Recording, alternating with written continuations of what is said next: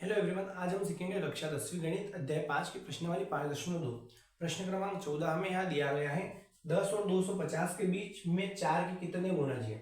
अब यहाँ पर हम इस प्रश्न को करने से पहले यहाँ जो 4 के गुणज दिए गए हैं इसको समझ लेते हैं। हमें यहाँ 10 से शुरुआत करके 250 तक जाना है और इन दोनों कंडीशन में हमें ये सोचना है कि 4 का पहाड़ा या किस में या 4 के पहाड़े में कौन कौन सी संख्याएं आती हैं।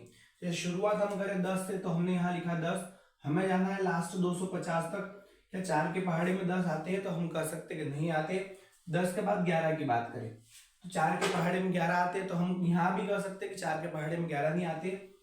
12 की बात करें तो हम यहाँ कह देंगे कि 4 के पहाड़े में 12 आते हैं, यानी 4 का एक गुणज कौन होगा? 12 होगा। तो शुरुआत हम करेंगे यहाँ लिखने की 4 के गुणज, और 4 का पहला गुणज जो होगा वो होगा 12। उसके बाद एक कंडीशन 13 की बात करें 13 नहीं आएगा, 14 की बात करें 14 भी नहीं आएगा, 15 भी नहीं आएगा, 16 हम कह सकते हैं कि इसके बाद अगला जो होगा 4 का गुणज 12 के बाद वो होगा 16।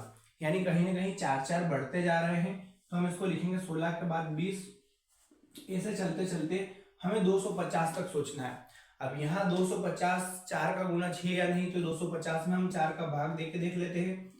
हमने यहाँ भाग दिया 4 से, 4 छंग 24, एक बचा, ऊपर से उतरा 0, 4 दूनी 8, 2 बचे, यहाँ दशमलव लग रहा है, मतलब ये संख्या तो 4 का गुणज नहीं होगा। इससे एक कम कर लेते हैं, या एक कम नहीं करे तो यहाँ हम जो बच रहा है उसको ही कम कर लेते हैं। जैसे यहाँ 2 शेष बचा है, हम इसमें से 2 को कम कर देंगे तो ये हो जाएगा 248। यानी हम कह सकते हैं कि 248 में अगर 4 का भाग दिया जाए तो 4 छंग 24, ऊपर से उतरा 8, 4 दूनी 8, यानी कहीं ना कहीं 4 का जो लास्ट गुणज 250 वाली श्रेणी में होगा वो होगा 248।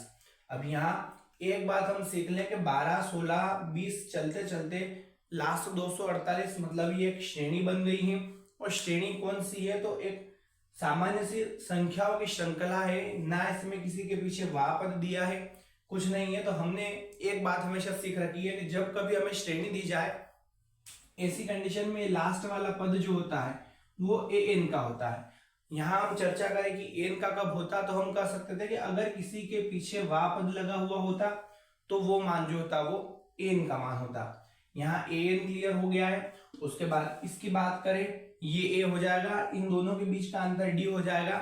और जो सूत्र हम प्रयोग करते आ रहे हैं, हमने यहाँ लिखा सूत्र ए एन बराबर ए प्लस एन माइनस 1 डी के प्रयोग से हम इसमें मान रख देंगे हमारे जो पद ज्ञात करने हैं, जैसे कितने गुणज जो ज्ञात करने हैं वो गुणज ज्ञात हो जाएंगे। तो ए एन के बराबर हम बता देते हैं, ए एन बराबर 248। उसके बाद ए, जिसे हम पहला पद या प्रथम पद बोलते हैं, वो दिया गया है हमें 12। फिर डी जो कि हमारा सारवंतर है, यानी D2 माइनस D1 हो जाएगा। उसके बाद डी के बराबर ही बात करें तो D2 का मान हमें दिया गया है 16, बीच में है माइनस, और D1 का मान हमें दिया गया है 12। इसको हम घटा लेते हैं तो ये हो जाएगा D बराबर 4। फिर n की बात करें तो n तो हमें ज्ञात करना है, हम मान रख देते हैं। तो हम यहाँ लिखेंगे मान रखने पर, अब मान हमें रखना है तो an की जगह कितना, तो हम यहाँ लिखेंगे an की जगह तो हमारे पास है 248। उसके बाद बराबर से इधर a की जगह कितना है, तो हम कह सकते हैं कि a की जगह हमारे पास है 12। फिर चल रहा है प्लस n माइनस 1, n का मान कितना है, तो n हमें ज्ञात करना है, n की जगह हमने n को ही रखा। फिर माइनस 1 और साथ में गुणे में d चल रहा है, d का मान यहाँ दिया गया है हमें 4। इसका सॉल्यूशन हम कर लेते हैं तो ये हो जाएगा 248 प्लस का 12 बराबर से उधर जाएगा, माइनस का 12 हो जाएगा, बराबर n माइनस 1 और गुणे में चल रहा है 4। इसको हम घटा लेते हैं तो 8 में से 2 जाएंगे, यानी यहाँ 6 बचेंगे, 4 में से 1 जाएगा, यानी यहाँ 3 बचेंगे, और आगे 2 चल ही रहा है, बराबर में n माइनस 1 और गुणे में 4 चल रहा है। इस गुणे को या इस गुणे वाली संख्या को बराबर से उधर भेजेंगे, तो जैसा कि हम जानते हैं ये भट्टे में चली जाएगी, और बराबर में फिर n माइनस 1 चल ही रहा है। इसको विभाजित करते हैं तो 4 एकम 4, 4 पंजे 20, 3 बचे, 4 नम 36, यानी 59 बराबर n माइनस 1, इस 1 को उधर भेज देंगे तो हो जाएगा 59 प्लस 1। हम कह सकते हैं कि n के बराबर जो आया है वो आया है 60, या हम लिख देंगे n बराबर 60।